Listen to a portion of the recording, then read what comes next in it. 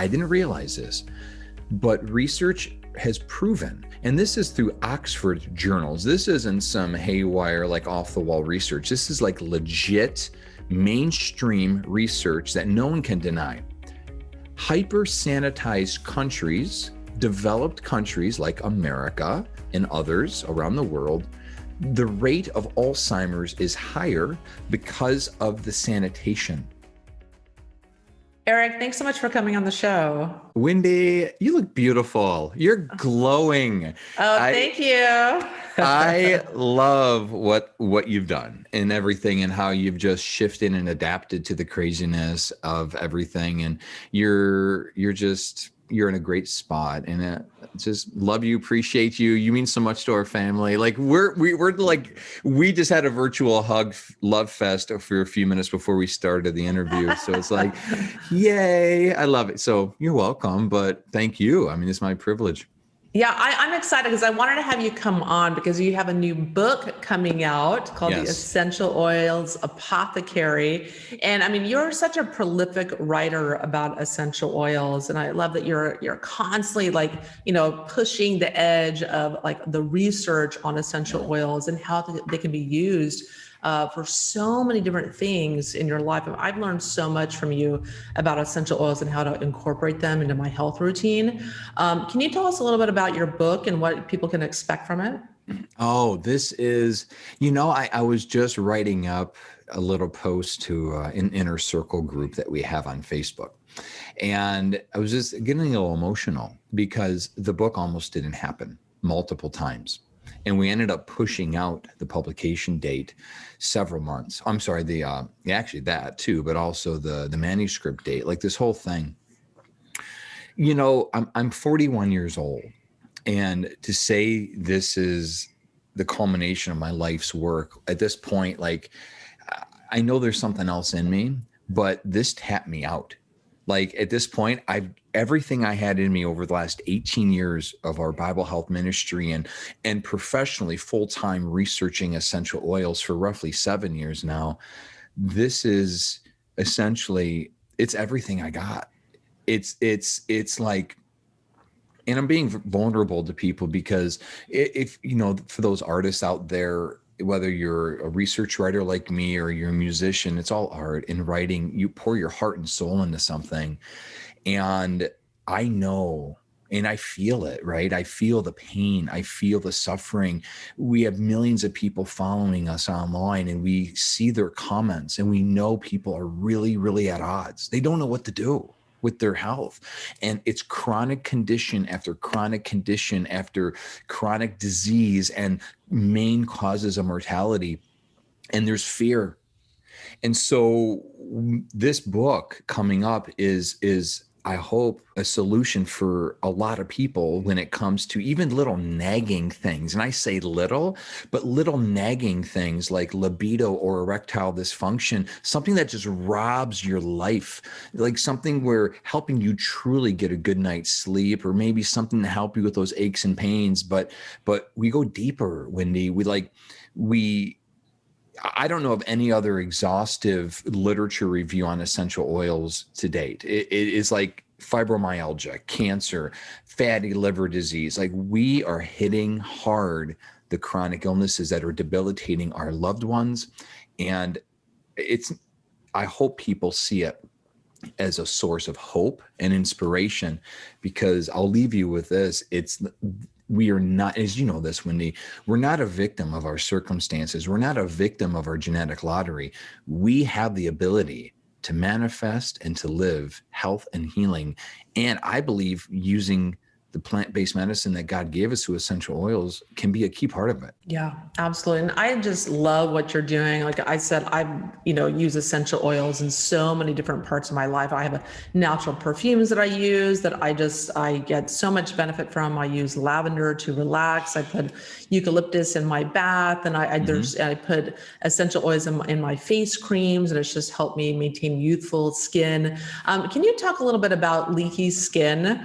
And I thought that was a really, really interesting concept from your book about, using essential oils to help beautify your skin, help maintain a youthful appearance. And so what are some of the problems with the conventional products that we're putting on our skin. Yeah, it's surprising. You remember, I don't know when it was, like, and maybe you can answer this, but whenever leaky gut became more accepted in the community, there was a time about 15, 20 years ago, even sooner, where the medical community was denying the very existence of intestinal permeability, right?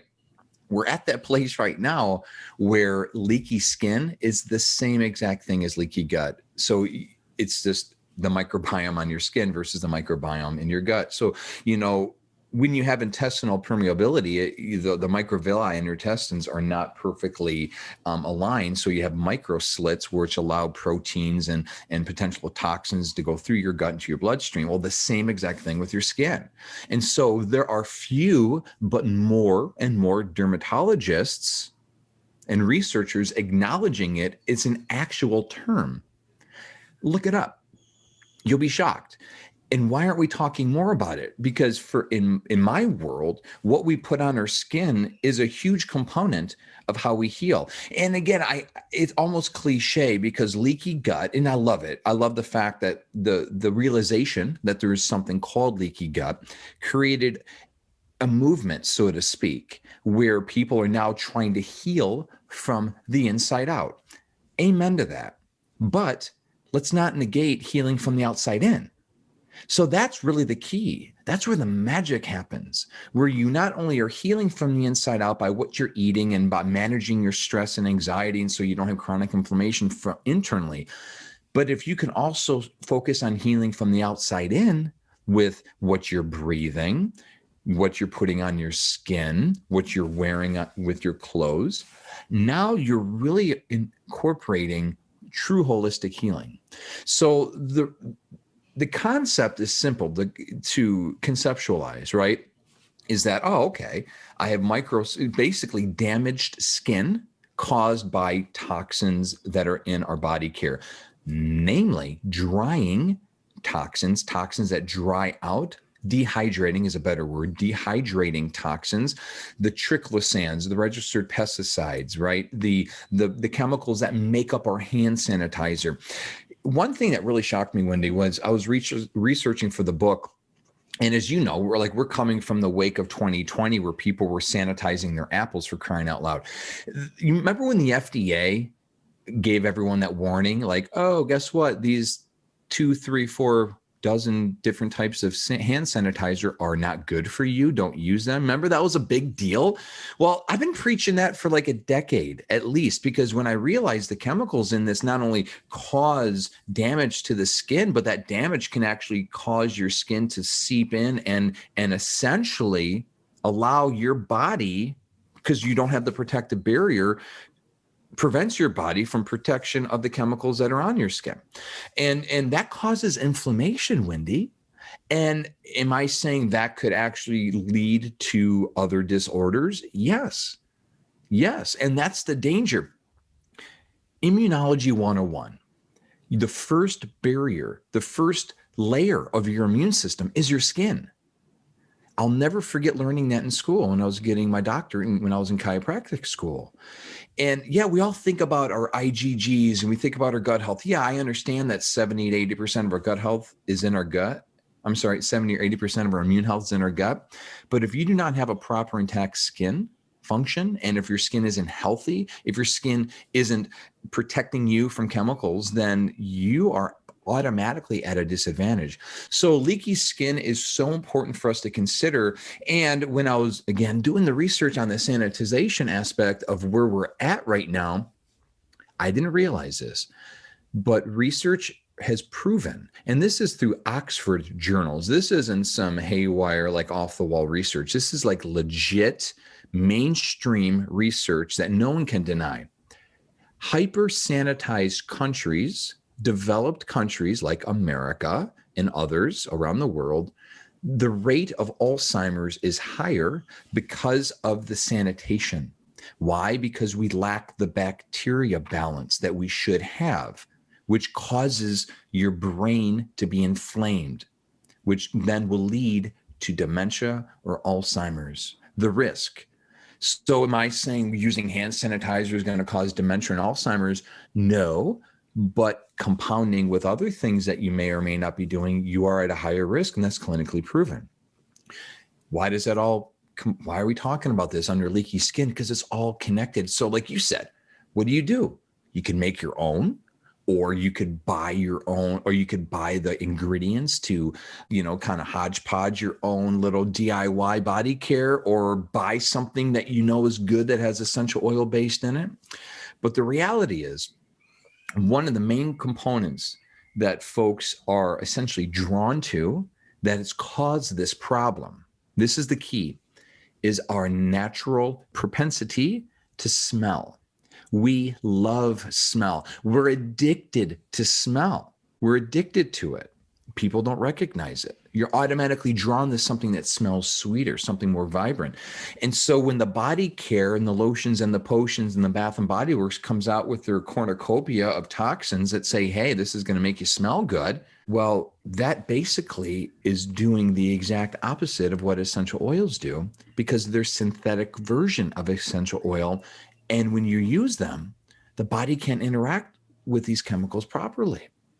And so we can go a little bit to the science if you want to on that, but public enemy number one are the drying agents, the antibacterial agents. Public enemy number two are the synthetic fragrances. And so that right there make up a majority of the body care and the cleaning products out there. So if we stop that, at least we could nip this leaky skin thing in the bud and allow our skin to start healing. And then we could really allow this barrier to be intact. And now we could start slowly healing from the outside in. I just love that so much, because I cannot stand these chemical-based hand sanitizers. I hate them, and they're so bad for you. People don't realize that. They think they're doing something good for themselves when they're really not. And essential oil-based hand sanitizers are so much better for you. Not to mention essential oil-based, fragrances that you can use on your skin. I can't stand the synthetic-based fragrances. I can always tell though from a mile away. And in your book, you have tons of DIY recipes as well, so that, so for someone starting out and maybe not really sure how to make their own, facial moisturizer or hand sanitizer, you have tons of recipes. You mentioned something. I want to give everyone a warning sign, right? So again, we could talk all the science, we could talk all the research, we could talk maybe why or how, but let me give you a test. If you can go to, let's say, the local big box store, wherever you live, Walmart or some store where they have a cleaning aisle, right? And typically the cleaning aisle, the cleaning supply aisle is right next to the food, which is really kind of odd if you think about that, but at least that's how Walmart's set up. If you could go shop in that aisle, breathe, being there for 5 or 10 minutes and find the cleaner you want. If you don't get a headache, if you don't feel nauseous, if you don't feel that is a red flag that your olfactory system is not functioning properly. That is a red flag that you have adapted to toxins in a way that is not protecting you. That is a red flag that your senses are being dampened. And why is that important? If you put your hand into a fire at a fireplace, or if it's like a fire pit or on your stove, within milliseconds, you'll feel the sensation of pain and you automatically jerk away. That's your adaptive response to a threat. That is exactly what the olfactory system is. It's our primal sensation. It's our primal system. Our sense of smell is at the core of who we are as mammals, that connects us with all other animal species that have that sense. Like, that's the primal brain. That's the first part of the developing brain, where your mood, your emotions, your autonomic function, your heart rate, your respiratory rate, this is where it all starts. And it's through olfaction. Olfaction has no relay center. I don't want to get too technical in this, but every other sensory experience has to go through a thalamic relay center in the brain. So when you touch something, there is a hypermillisecond that, again, you're touching a hot stove, a hypermillisecond to get pain. I have a brand new baby Baby Ezekiel's now 4 months old, and something happened to baby Ezekiel where he hurt himself. Like, again, something hit his, he like hit his, how babies are, they got little spastic movements. He accidentally hit himself in the head. I could almost count literally to 3 seconds until he started to cry. Why? Because his nervous system is developing. Why? Because pain isn't an immediate reaction. Smell is. The olfactory system, once you smell something, the nerve impulses immediately and instantly create a neurological sensation and a direct impulse to your limbic system, to your brain. And why is that important? Is because if you're walking down that aisle with toxic chemicals in the air, and if you smell it, that means it's in the air. That's the key. Please trust me on this. If you smell something, it's a physical particle in the air. Why is this so important? Because I dealt with toxic mold in my life. Why? Because I dealt with chronic headaches in my life. Why? Because I was inundated by toxic airborne particles, and I didn't realize that was why I wasn't well. That was one of the reasons why I had hidden unexplained symptoms. I went to the doctor and like, we don't know what's wrong with you. Here, have an antibiotic. Like, are you kidding me? Until I fixed the airborne issue problem in my life, I wasn't able to truly experience an abundant life. But it hit me. I don't see it. I don't touch it. I don't taste it. But if you smell it, that's a physical particle being emitted. That's in the air. Okay. So if you have a physical particle, that's a chemical that's interacting with your nose. And if you don't feel a headache, a nauseousness, an anxiety sensation, something that says, whoa, this isn't good, that sense of smell is not properly functioning. So why it's so important, Wendy, is you live a detoxed life, right? You're healthy. And I have found that people who are in literally a pre-autoimmune state, someone who struggles with seasonal allergies all the time, someone who's always sick, someone who always just is unwell, these folks, what happens is their body can barely handle what they're barely able to handle. So when a toxic substance like a fragrance comes in, instead of taking you over the limit, the body adapts to it. And in fact, I believe that's the grace of God. Like, there's this adaptive ability where we need to adapt to our environment, or it's just going to take us over the edge. It really is. I mean, we need to adapt to our environment, yet temporarily.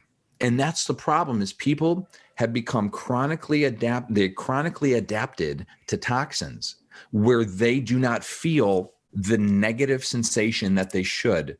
And I would remind people, what did you experience when you first experienced that pungent smell of Clorox bleach? And if you remember, go retrace back when you were a kid. Chances are it gave you a headache, made you feel nauseous. Like, I look at my kids, especially the babies, and they're just pure. They're healthy. They haven't adapted to years and years and years of abuse, of mental, emotional turmoil, of all the things that they've dealt with, even the abuse that has happened from the foods that we eat and all the things that we've done to ourselves. And I see how quickly they respond to things. Oh, I can't do this. Like, at first I thought, oh, you just, you're being a baby or blah, blah, blah. Like, we make excuses. You give a very young child, something that isn't good for them, instinctively, they will push it away. Mm-hmm. Instinctively. Their senses will be on fire. Their senses will be high alert. Sight, sound, hearing, taste, olfaction, smell, right? And the sixth sense, I believe, intuition. Those years after years after years of saying, nope, grin and bear it, grin and bear it, grin and bear it. You got to do it. Got to do it. Got to do it. You got to clean with this junk. You got to put this crap on your skin. You got to eat this trash food. This is our way of life. That's basically what we do. And I had to completely reverse that. And quite frankly, it took a little bit of time. This wasn't like, oh, let me go detox for a weekend. No, it took several months, a year plus of regeneration.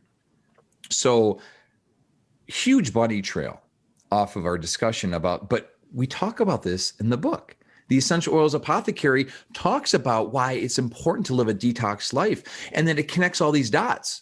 And so here we are, getting you to the point where now Now, like your sensation of pain is working to literally help say, that's why diabetic neuropathy is so dangerous, because people, like, they have gangrene and sores on their feet and they'll have to amputate limbs because they don't have the sensation of pain. If you don't have the sensation of olfaction that says this is dangerous, that's dangerous for you. That could cause brain inflammation. That could cause dementia and Alzheimer's. Like, this is life or death. Why? Because Alzheimer's is a top 10 cause of death. Wow, this guy's crazy. How excited can you get on this stuff? My wife's family, her grandmother, her great-grandmother, they died of Alzheimer's. Completely avoidable, completely preventable, and completely treatable. If this speaks to you, then what I want to encourage you to do is give yourself that test. Like bake in that Bath and Body. Like, I literally have to hold my breath to walk by that aisle. I'm so sensitive.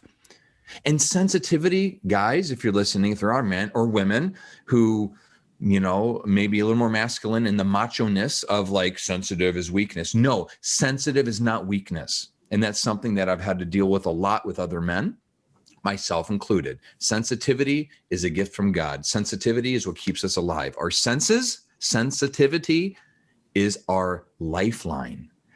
Embracing that. And then there comes abundant health and strength.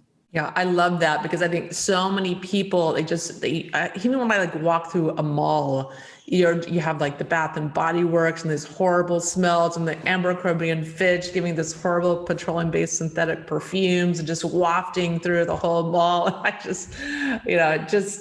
think people, they just don't realize it's just everywhere around them, and they have just accustomed to that. And there's another way through surround yourself with essential oils, the products that you put on your body, which is, just soak right in, mainline to your bloodstream. You want natural essential oils in all of those products and anything that has fragrance. And so let's parlay into stress and anxiety, because right now, the last couple of years have just been such a whirlwind of stress and mainstream media and fear, collective fear around the planet. And essential oils absolutely have been one of the top things I'm using to deal with stress. And so talk to us a little bit about what's going on in the world, and what are some of your coping strategies for stress and anxiety? It all goes back to what we just shared with the olfaction component, olfactory system, is first of all, we need to stop the stressors. And one thing we all can have a direct impact on, and this is where the victim to victor, thriving in the chaos mentality, this is where the shift comes into play. You and we, right? We all have the ability to completely transform our surroundings in our home specifically. And I would encourage, for those who are working at offices or who are driving, to really be cognizant of the environment that you're in. And so number one is to stop the stress. You have to stop the stressors. And I can't put money in your pocket. I can't restore your marriage. Like, I can't take the cancer away. But what I can do is I could help you at least stop the compounding factors. And the reality is, like we talked about the synthetic fragrances being linked to Alzheimer's and dementia and inflammation in the brain, well, that also causes a chronic stress and a sympathetic response. It's proven. And I know, again, it's cliche, sympathetic, fight or flight, parasympathetic. Like, we've done such a good job, Wendy, in our natural health, natural living space, that people are almost immune, desensitized to these words anymore. But this is real. You want to be in the parasympathetic state for most of the day. That's how you rest. That's how you digest. That's how you think. That's how you make love. And we talk a lot about that. On Off the Wall, the number one search term on my website, like, and we get millions of people on our website, is essential oils for sex. Why am I talking about that? Because people want help between the sheets, right? And so that's why I have a whole chapter. I have a whole chapter on it, guys. I have a whole chapter on it, ladies. We'll help you. That's But I'm so telling key, because if you're stressed out, you are not going to produce sex hormones. You're going to have trouble with libido if you're stressed out. So you need a lot of you need strategies around this. You do, and there are. And so how do we work with stress and anxiety? Again, if you notice one thing, I try to be super practical. So if I give you one solution, one idea, it will affect multiple things. So again, cutting out, and do me a favor, throw away anything you have in your home. It's not even worth giving away. And this is hard for someone like my wife, Sabrina, who wouldn't throw away like anything unless, I get it. Actually, that was an argument. When I found out this stuff a while ago, I threw away all the Bath and Body Works and all the stuff. And that was like World War III. Guys, don't do that. Wives, don't do that. Husbands, don't do that. Partners, be cognizant of your partner, because they might not be where you're at too, right? Got to be on the same wavelength. But if you can, your aerosols, your poo-poo sprays, anything, your candles, anything with a synthetic fragrance, toss. That right there, I promise you, like I can guarantee you scientifically, that right there, without having those noxious chemicals in the air, will help reduce your stress response significantly to subtly, depending on where you're at. Well, okay, great. Now what? How do I actually do something proactive to reverse that and give me something where I can maybe have a get out of jail free card or something where I need immediate help? Well, I'm going to show you something. If you're looking through a video or watching this, or if you're listening, I'm showing people right now an aromatherapy inhaler. And this, it's an attractive looking lipstick type of tube here that is glass encased with a cotton swab, organic cotton swab that you saturate with essential oils. This is on the go, personalized aromatherapy that won't affect your neighbor. You could be on a subway, no one will smell it. You could put this in your pocket, your purse, your car door, your office drawer, wherever it is.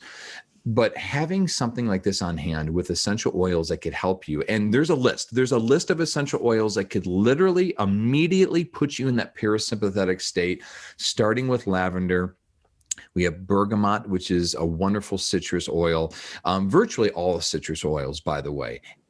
Every citrus oil, bergamot, lime, neroli, petit grain, orange, lemon, the grapefruit, right? All the list goes on.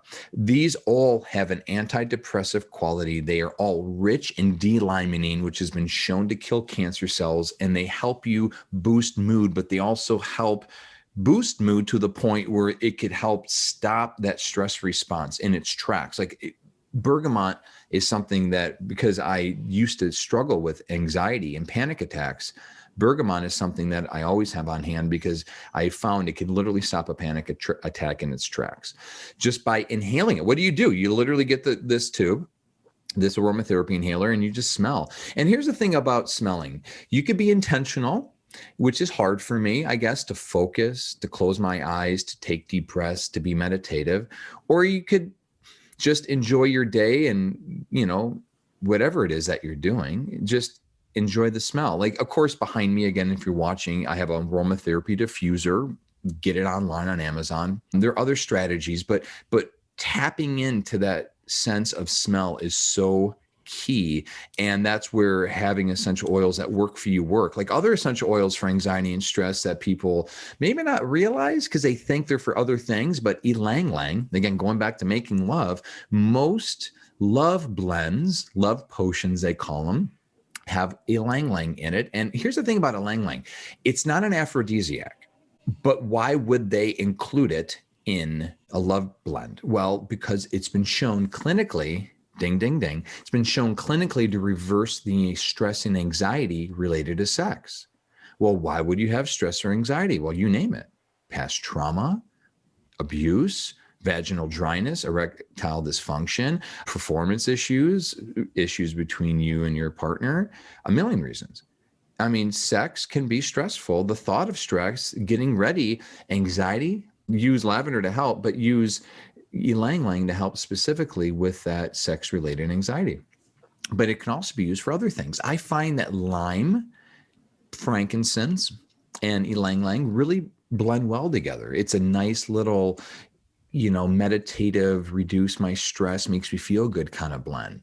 And then you have other oils, again, with stress and anxiety, whatever works for you. And I find myself really drawn, if we got a minute, I know we're kind of running out of time, but I've really been drawn lately because my book recently brought me on a journey to learn about forest bathing.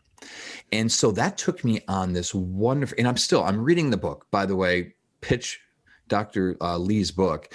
Go on Amazon, look up forest bathing. Dr. Jin, I think, forgive me if I'm not pronouncing it right, from Japan, Jing Lee, look up his book, brilliant, on forest bathing.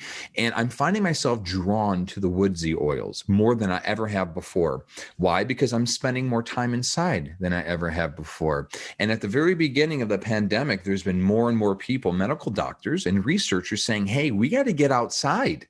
Like, the benefit of being outside is stress reducing, helps with anxiety, helps boost mood, but not get outside for the reason you might think you go outside, not go out into a field or in a forest just to walk to get exercise, but because of the volatile organic compounds that are being emitted by the plants, specifically the trees. There's a form of healing known in Japan called Shinrin Yoku. It's forest bathing. And they have Shinrin Yoku centers all around the country of Japan. They actually have Shinrin Yoku practitioners. So when you go to, there's dozens of them, these huge, beautiful forests and centers. And when you go to this center, you walk through a process with a healthcare practitioner that guides you through a pre and post evaluation of your health conditions, what you want to achieve. And then they prescribe a forest bathing session, and then you get a post checkup. Are you kidding me? They use a forest as medicine. Sign me up. Sign me up for that. And why? Why does it work? Yeah, you got the negative ions. That's cool. Yeah, you got the fresh air. Yeah, you got the sun. But because of the aromatherapy. And it was like, boom. So here I am, like most people, right? Whether I was literally forced to be in my home or because of the weather or whatever it is, but most people now spend more than 95% of their life, and I would argue close to 99% now of their life indoors, right? Especially with people who are just living on Zoom and doing their work online like we have been for all these years.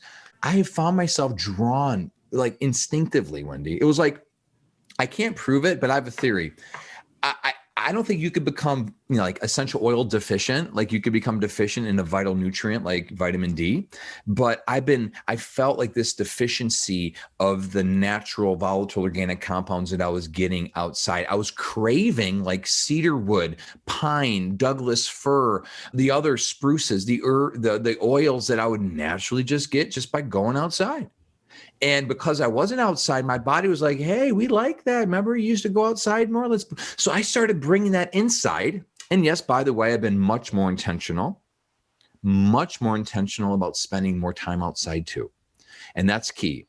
And if you have the ability, here's a cool little thing too. One forest bathing session of what's forest bathing? Again, I should explain it. Just being.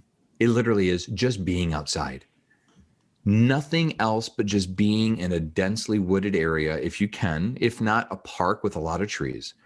No focal point of, you're not exercising, you're not hiking, you're just enjoying just being again, human being, not being a human doer. And by just breathing and enjoying that process, a 2-hour forest bathing session has been shown to rapidly and dramatically increase your natural killer cells, which is an immune function that helps, kill cancer and other immune factors, help improve your mood. This is antidepressive, help boost energy, help with stress and anxiety, help with your self-esteem and make you feel better, gives you a higher purpose, because when you're outside, you realize you're just a small speck in a microcosm. It really, like this sense of awe, this sense of like, wow, this childhood wonder, it literally does all that. All the research has proven it. But here's the key though. 1 2-hour session, all those benefits have been shown to last for more than 30 days. So if you're like me, if you have 5 kids, if you live in the city, I can't live outside, but I'll be sure to go have like a day trip with my kids once a month, go up north, go in the mountains for a couple hours and just enjoy, have a picnic, toss the ball, kick some soccer, whatever it is. That right there, having that be part of your natural living lifestyle. And if you're like me too, maybe you work online, take your conference call outside. I can't tell you how many times I'm taking conference calls and someone says, "Oh, I love hearing the birds in the background." Hey, get on your Zoom mullet. You know what a Zoom mullet is? Have your fancy shirt on top and your Bermuda shorts on the bottom. Do it. Like, this is the time in the season of life where we could truly have a better balance, where we're out of our cardboard box of corporate America, which I was essentially stuck in for almost a decade, and we can enjoy that. So all that to say, stress and anxiety, these are little tools. So I'm diffusing these oils. I make salves with them with coconut oil, or again, we have so many recipes in the Essential Oils Apothecary that help with all of these little things. And I want to encourage you to have fun with it, because healing and the life that you've always wanted, I believe, is truly in the palm of your hand. So it's within grasp. Yeah, and I love it that you touched on so many different health conditions in this, because I think the problem with branded essential oil websites is they can't talk about any of the benefits of them. But with you, because you're totally non-branded, you dig into that research and you talk about all the different health issues and symptoms and the specific oils that could be used for those. So you are just such a wealth of information. You have so much information on naturallivingfamily.com and in your new book, The Essential Oils Apothecary. And what you touch on in The Essential Oils Apothecary is, chronic fatigue and fibromyalgia, bone and joint disorders, Alzheimer's and dementia, stress and anxiety, what we talked about. And you also touch on depression and substance abuse. Can you talk briefly about that and the significance of that, the importance of it right now? Yeah. I mean, Wendy, I come from a place of knowing intimately what that's like. And so I was very respectful when I approached this topic, because to say I was an addict, well, I think all of us may be, or have a tendency toward something that we may abuse, whether it's sugar, coffee, whatever it might be. But for me, I dove into substance abuse, and I was an alcoholic, and I smoked a pack of cigarettes a day. I abused street narcotics. And so that was coupled with depression. And I was very depressed, and I self-medicated when I was in my late teens, early 20s. And so the reason I pair those two together is because there are significant similarities between the two. And one thing I realized, it wasn't until I really started feeling better. It was really when I started to love myself, and really was when I was out of the pit, out of the darkness. And someone who knows what depression's like, you know what I mean when I say you're numb, you're dark, you're lost. It's like, if I could help someone out of everything that I do, and this led me to considering how to take my life. Like, that's suicide ideation. Thankfully, I never acted upon it. But getting to the point where you start pondering, start thinking, start planning, start looking at all the variables, that's a really, really bad place to be. And so coming from that, I recognize that if there's one thing I could do is to help people feel better, and meaning get a little happiness and joy in your life, not synthetically, not by taking a drug like ecstasy, which I used to abuse, like actually taking something that actually will help you. And going back to what we shared earlier, that's where the citrus oils have made a huge difference in my life and with millions of people. But when it comes to addiction specifically, I outline in the book all the different oils that have been shown clinically to actually help with addiction. And I'll share one quick off the cuff is black pepper has been shown to help with the withdrawal symptoms related to nicotine cessation. So how many people are trying to quit smoking, but they get, they're jonesing, they're getting that withdrawal, they get the detox. Like, man, I can't handle it. Like, you get the shakes, you get nauseous, you get headaches. I get it, all that. Like, I couldn't live a day. I couldn't live a day without having a smoke. And if I could give someone a solution that could reduce that sensation where it's like, okay, I could get another day. Like we have a recipe called Quit Sticks. And going back to smoking again, whether it's another drug, a lot of people have oral fixations. And so it's really the thing in your mouth all the time. And so that's part of it. It's part of the addiction cascade. And so we have a toothpick remedy.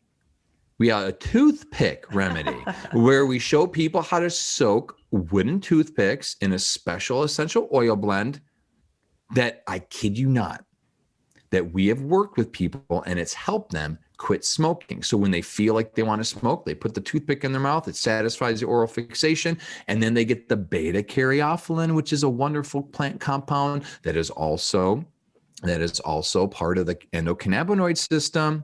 That's another little tip why essential oils work similar to CBD. Black pepper is rich in beta-caryophyllene. And so you have black pepper and you're just sucking on the toothpick and you get those plant-based chemicals in your system. And next thing you know, it's like, okay, I can go another couple hours. I can go another day.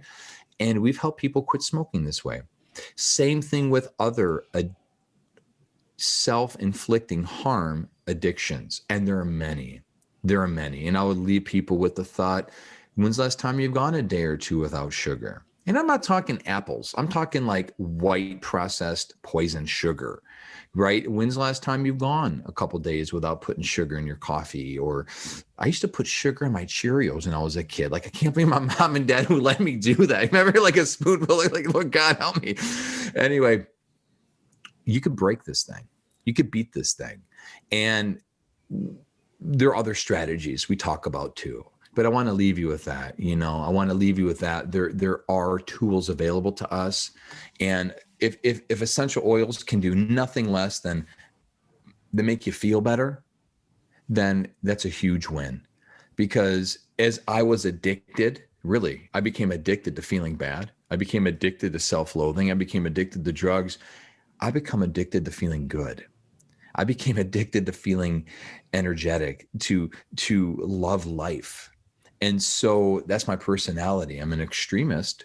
And so if you can relate to that, I'm telling you, life can be exactly what you hope it could be, realizing we all deal with stuff at times, but having tools at your hands like essential oils to help you through those seasons, that's life-changing. Absolutely. And Eric, it's so inspirational talking to you. I love every time I have you on the show or we talk on the phone. You are so positive and so inspirational for so many millions of people. I love your work. I highly recommend everyone go out and get Eric's new book, The Essential Oils Apothecary. So tell us, when does it come out and where can we get it? Available everywhere books are sold. And yeah, it's available now. Actually, it publishes September 7th. And hey, I do have a really, really cool, sweet gift as a thank you for people that buy it. If you go to eoapothecary.com, we recorded a series of demo videos that my wife and I show you how to make a lot of the recipes, and we can have a little discussion because there's only so much I could fit in the book. So we talk a little bit about some other things that we couldn't fit in the book. So you'll love it. So eoapothecary.com. And Wendy, thanks so much for having me. Yes. I love it. I love the background. I love how you're glowing. Whatever you're doing, keep on doing, girl. You're doing great. Yeah, well, I've been doing jungle bathing in Mexico. I love it. Seriously. That's my secret. Yeah, well, Eric, thanks for coming on the show, and always lovely having you. And everyone, thanks for tuning in to the Myers Detox podcast, where every week we talk about different strategies, detox, natural healing modalities to help upgrade your life and help to facilitate detoxification of heavy metals and chemicals. So thanks for tuning in every week, and I will talk to you guys very, very soon. The Myers Detox Podcast is created and hosted by Wendy Myers. This podcast is for information purposes only. Statements and views expressed on this podcast are not medical advice. This podcast, including Wendy Myers and the producers, disclaim responsibility for any possible adverse effects from the use of information contained herein. Opinions of guests are their own, and this podcast does not endorse or accept responsibility for statements made by guests. This podcast does not make any representations or warranties about guest qualifications or credibility. Individuals on this podcast may have direct or indirect financial interest in products or services referred to herein. If you think you have a medical problem, consult a licensed physician.